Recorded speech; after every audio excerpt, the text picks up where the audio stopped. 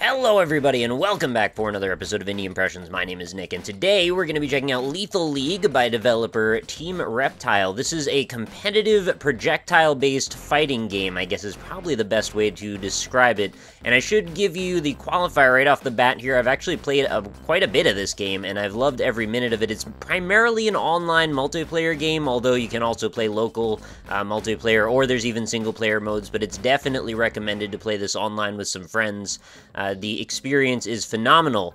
So what would I liken this to? Well, it's got a little bit of a like Jet Set Radio meets Smash Brothers meets Pong kind of vibe to it, which I know doesn't really make a lot of sense out of context, but I'll be showing you all of the details. But before we get into things, I want to just show you the options menu very briefly, because I know that's kind of a thing, just so you can see what the sync and various video resolution type deals are.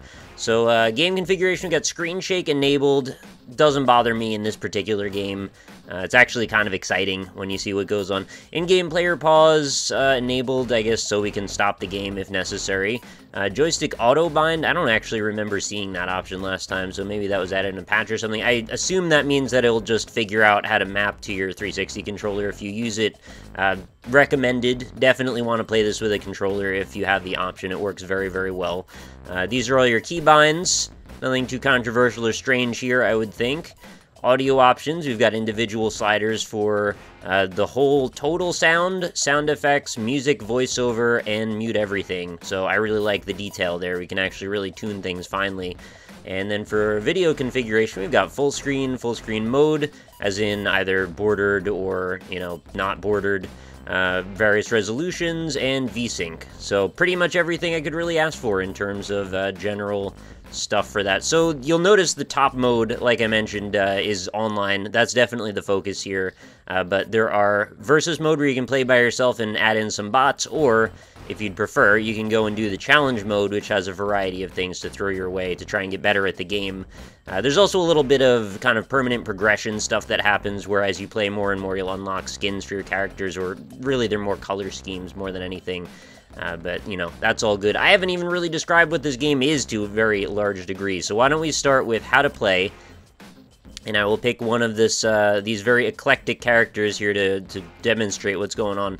So we've got a dude with a baseball bat, a robot with a skateboard, a Pac-Man headed guy with a cane, a lady with a giant, looks like a stereo cane slash hammer. I'm not really sure what that is. A giant crocodile android man with a giant zipper. Really interesting and strange character designs. I'm just going to go with the NES analog here. And we can also change his color from the ones that I've got unlocked. Oh, that's a cool one. Very nice. I didn't realize I had that. So we're going to do the tutorial just so you can see what exactly the individual moves are that we're going to need to learn how to master. Now, generally, you'd be fighting against between 1 and 3 other people. But in this case, since we're just learning how to play, it's just me. So we can jump and hit the ball. I'm using X for my primary mapping on that. And you'll notice each time I hit the ball, it gets a little bit faster. Now that is the primary focus of what this game is all about. We want to try and confuse our opponents as much as possible and get them to be struck with the ball while it's tagged our color, which in this case is red. If we are fighting an opponent, generally the second player would be blue and green and yellow and so forth. So we just want to make sure we avoid the ball when it's not our color and hit it when it is. And for the most part, that should get us through things. So we can jump, we can swing, and we can hit down to smash, which gives a little bit more damage. And we can also bunt. I map that to B. And what that does is actually knocks 3 speed down off the ball, which you'll actually see is mapped down at the bottom on that stereo. In this case, it's not actually doing it. But when the ball is sped up enough, you can use this to slow it down or to actually get a little bit more meter, which is the blue thing up there at the top underneath my player name, which this character's name is Raptor, by the way. So you can bunt and then hit again for extra energy in a shorter time. So there we go. Bunt and then a hit. Now, the goal is to hit our opponent with the ball. Okay, we can probably do that fairly quickly. Let's just get a little speed on it, and there we go. Well, I didn't have to try very hard in that case. It kind of worked itself out. You can do a special attack when my meter is full, so let's do a bunt and then a hit. And then we can achieve by pressing joystick twice, so that's basically just double tapping X as I hit. I would say if there's any criticisms, probably having that not be its own special button seems a little strange to me, considering you're going to be mashing that button in sort of frantic frenzy most of the time anyway. Seems like you should probably, have little bit more room to play around with that. Maybe there's actually a way to even bind around it, I'm not sure. So the game does support controller for pretty much the whole thing. I'm using it for the menus right now. You'll see the mouse cursor just kind of sitting there idly. You can choose whether or not you want to use it, but let's do versus, and I will set up a quick bot match. My general favorite character is Candyman. I feel like he's got the coolest special move personally, and I just like his bizarre sense of humor as a weird character. They're all weird characters in one way or another, but that one tends to be my favorite. So when I initially got this game, Northern Lion sent me a code for it and was like, hey, we should check this out, see maybe if it's good for the show, for the NLSS. And I was like, what is this, Lethal League? It sounds like some kind of like orcs playing football type game. And I was super not into that idea because I'm not huge into sports games in general. But this is a huge exception. This isn't really a sports game. It's like dodgeball with a baseball or something like that. And it gets so crazy hyped after you get some really good volleys going back and forth. I don't know if I set any kind of difficulty mode here, but, you know, we'll just see how this goes as I play for a moment. Now, this game feels to me like it's got pretty much the whole package of everything you could really want out of a game. It's really easy to pick up and play, it's hard to master, it's got a great art style, it's got really a fantastic soundtrack, the sprite art is good, the general feel of the game is spot on, the controls work really well, the hit collision detection all is fantastic, and even the netcode, if you can believe it, works phenomenally well. We've done a lot of online with this, and only once or twice have we had any real desync issues. For the most part, it's been very reliable. Which, if you're familiar with me talking about indie games and netcode, this is definitely the exception to the rule. Basically, every major indie game that comes out ends up having some sort of shortcoming with regard to netcode. This game does not disappoint in that regard, so if you're looking for something to play with some friends, this is definitely a good game to consider. It is a little bit on the expensive side, at least maybe for some people's taste. It's $13.99 right now on Steam, so if you are interested, it's not the cheapest game, but I would pretty much assure you if you've got somebody to play with, you're going to get a few hours at least out of this one, and it's going to be a really good time. I have not had a dull moment playing this where I felt like, man, I really wish I was playing something else. And I know that seems like it's maybe a little bit hard to even get just from this video right now, because it's kind of a little bit dull watching me just sort of smash this computer player out over and over again.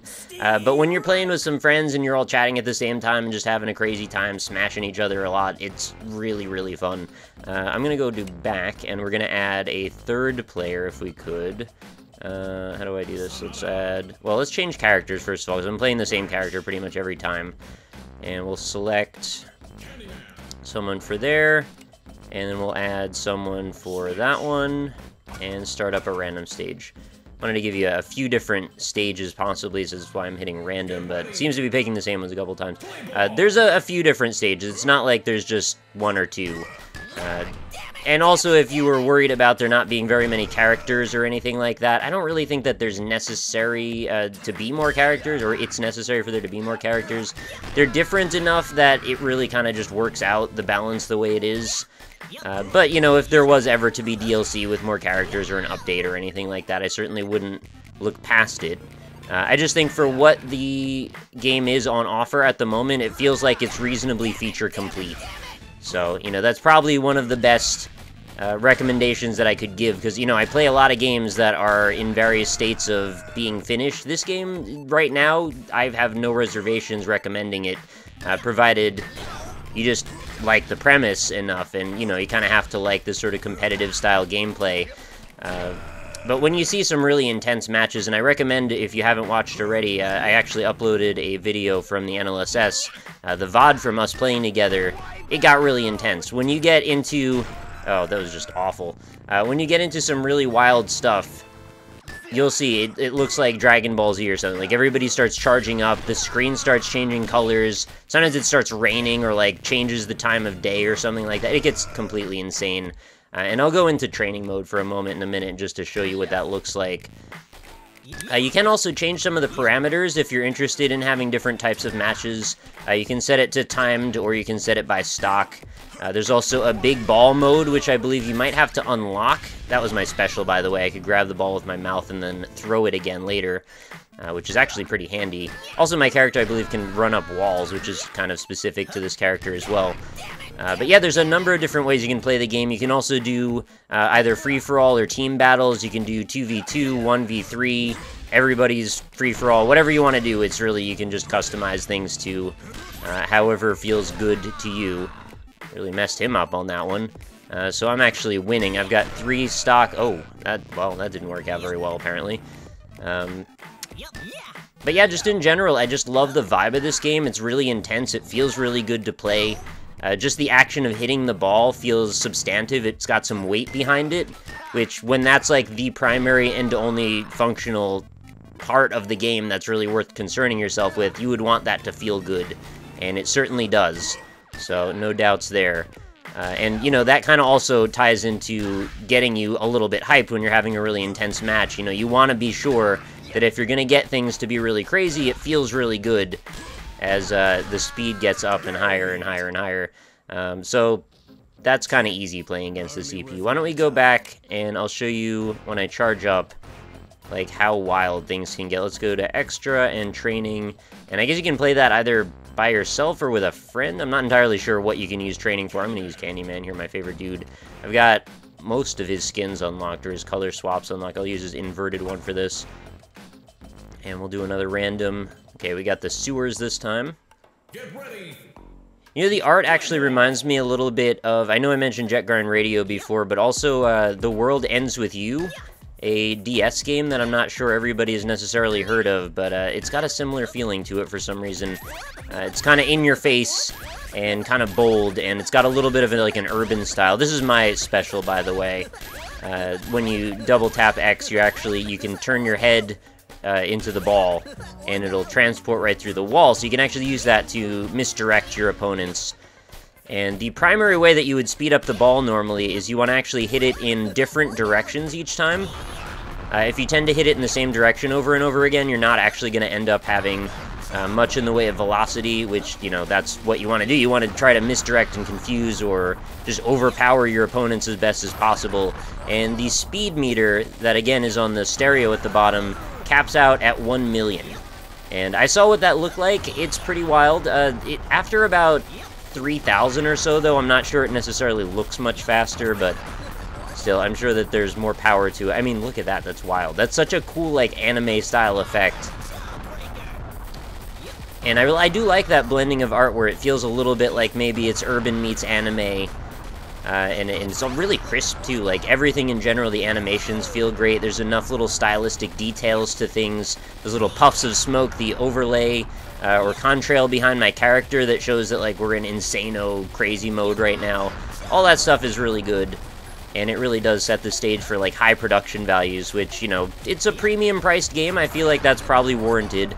Oh, Blackout. I've destroyed all light by making it be the 1 million value. And each stage has some slightly different things that happen when you max things out. And watch if I bunt now. Basically just kills the speed. So I can't really speak highly enough about this game if you haven't been convinced by watching this so far, which I wouldn't blame you if you weren't, considering it's really at its best playing against another live person.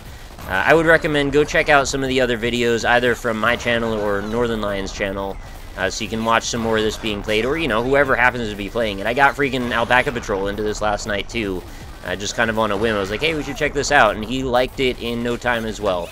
So it's really addictive, easy to pick up and play, and I think everybody's going to pretty much love it. So let me know what you think in the comments. I think I'm going to actually keep this fairly short. Without having another person here to play with, really the only other option for me to do right now is just to go into challenge mode, which doesn't necessarily bring much extra to the formula. You kind of get the idea probably from this. But that has been Lethal League. Very, very highly recommended. Let me know what you think about this game in the comments. Have you been playing it for a little while? Have you got some time behind it? Does this, the sentiment behind this game hold up for you? Is this something you might continue playing for a long time? I personally think if they added, like, some online tournament modes and stuff, this could be, like, almost an esport, maybe actually legitimately an esport. I'm not sure what the reception is. I see it's got a Metascore of 83 right now out of 100, which is quite good. And it does have plenty of features, Steam Cloud, multiplayer, Steam trading cards, like all the stuff you really want. Achievements, of course, are in there as well. So, there you go. That's Lethal League. Go play it, tell me what you think, leave a like on the video if you liked it, and make sure you come back again tomorrow. New episodes of Indie Impressions go up every single day without fail, so I will see you back for another one, and there is a link to the Steam page, of course, if you want to go ahead and purchase this right from here, right in the description, so to make things a little quicker and more streamlined for you. So I will see you all tomorrow. Thank you so much for watching, and have a fantastic night.